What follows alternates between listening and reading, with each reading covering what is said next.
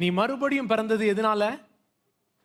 அழிவுள்ள வித்தினால அல்ல, அழியாததும் என்றென்றைக்கும் நிலைத்திருக்கிறதுமான ஜீவனுள்ள தேவ வசனத்தினாலே மறுபடியும் ஜெனிப்பிக்கப்பட்டிருக்கிறீர்களே, ஜெனிப்பிக்கப்பட்டிருக்கிறீர்களே அப்படின்னு சொல்லிட்டு, மாம்சம் எல்லாம் புல்லை போலவும் மனுஷனுடைய மகிமை எல்லாம் புல்லின் பூவை போலவும் போயிரும் அப்படின்னு சொல்லிட்டு, அதுக்கு அடுத்த வசனம்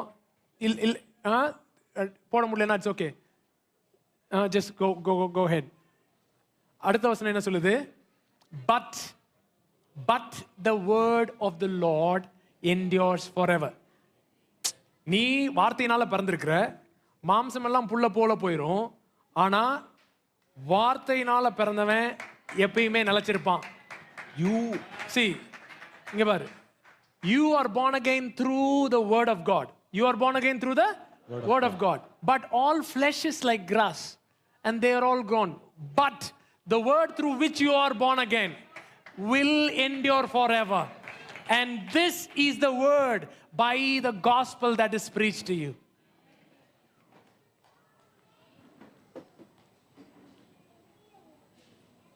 Are you getting what I'm saying? இதுல கரெக்டா எதை மாதிரி நம்மளுக்கு கட் பண்ணிட்டானுங்க. எது உனக்கு அப்ளிகபிள் இல்லையோ, எந்த வசனத்துக்கும் உனக்கும் சம்மந்தம் இல்லையோ, அதை அப்படியே அலைக்கா தூக்கிட்டு தலையும் வாழையும் கட் பண்ணி உனக்கு திணிச்சிட்டா நீயும் லாபாக்குன்னு முழுங்கின.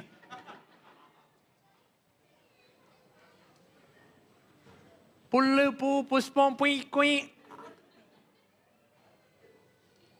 பக்கத்துல பாரு, சொல்லு, பாதி பல்லு போயிருச்சு ஏற்கனவே.